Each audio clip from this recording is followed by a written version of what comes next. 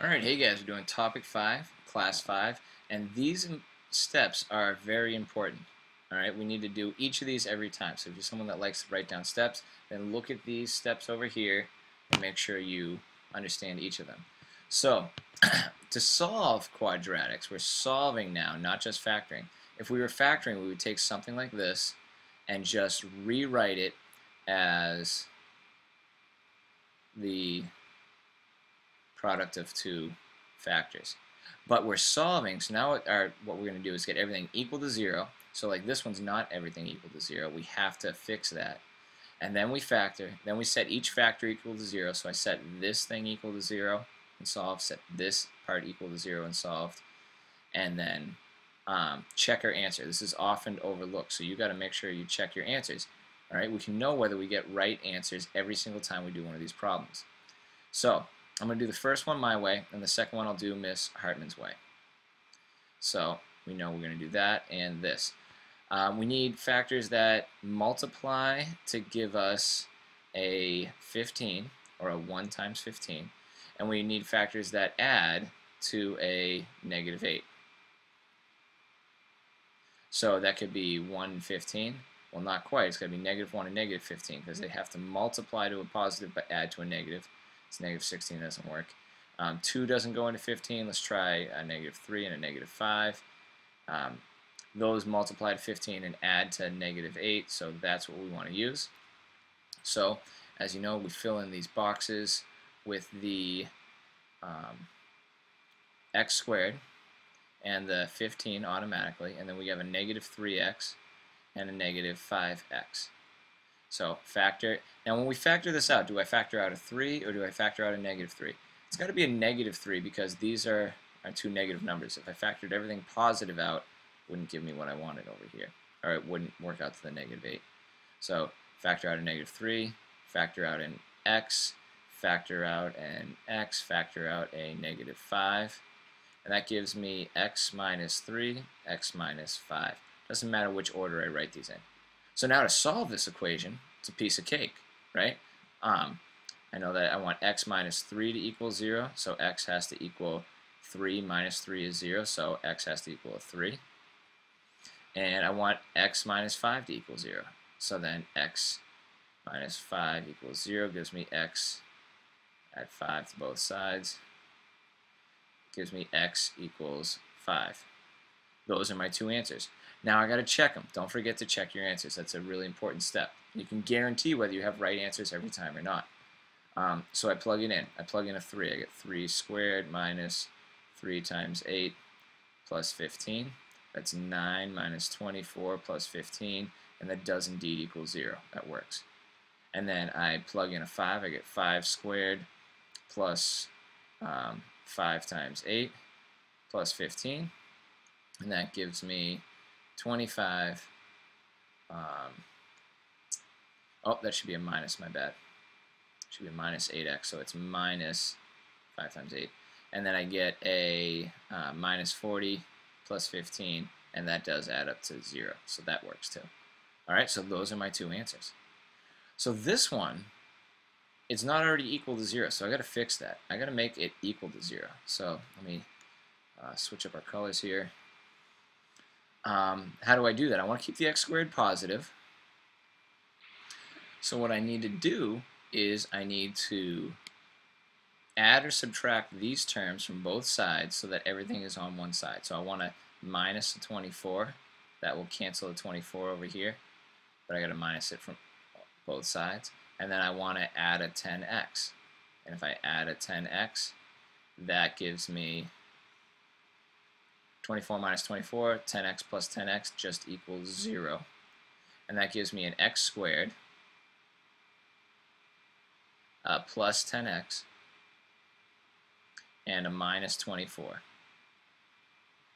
So now this is a problem just like this. Alright, so I'm going to just do it Miss Hartman's way. She does it a little quicker. You kind of bounce the numbers around. I need something that multiplies to negative 24. So it's going to multiply to negative 24. And it's got to add to a 10. So to multiply to a negative number, I have to have a positive and a negative. And to add to a 10, it's going to be a positive 12 and a negative 2.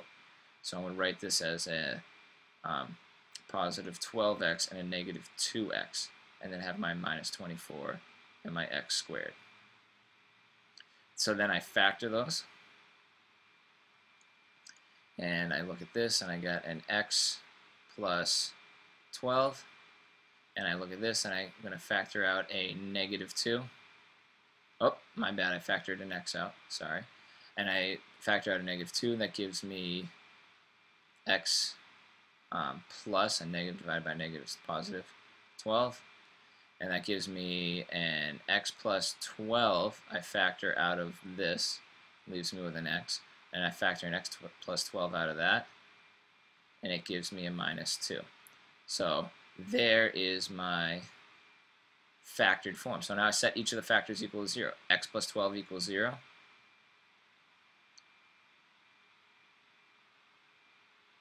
That is x equals negative 12. What do I plug in here? I got to plug in a 2. 2 minus 2 is 0. So x equals 2 is my other answer. So those are my two answers. All right, I should check my answers as well. So I'm going to make sure I do that. I plug in a 2, and that gives me 2 squared equals 24 minus 10 times 2. Is that right? 4 equals 24 minus 20. So that works. And then I plug in my negative 12. Negative 12 squared equals 24 minus 10 times negative 12.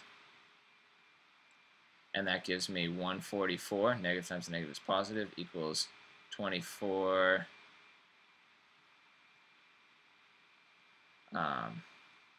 sorry about that, 24 minus negative 10 times 20. So that's a plus 120. So I get 144 equals 144.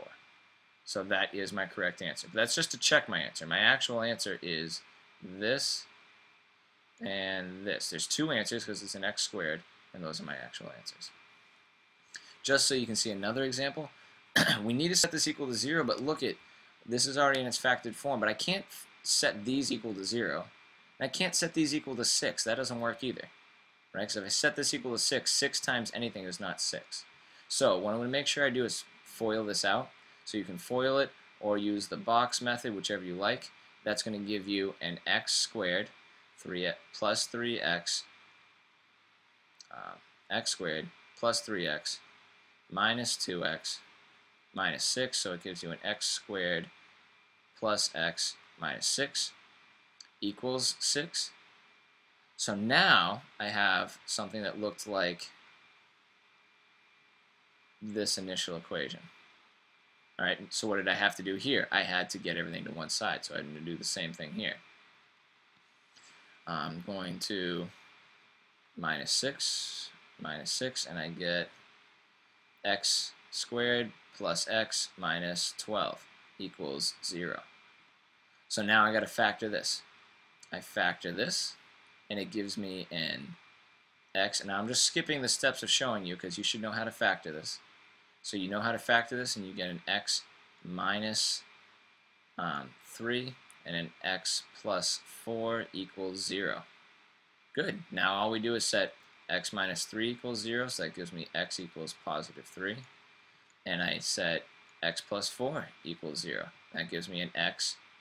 Subtract 4 from both sides, and I get an x equals negative 4. So those are my final answers. Right here and right here. If I want to make sure that I'm correct, what I should do is check them. So don't be lazy, make sure you check your answers, and you get a, plug in a 3.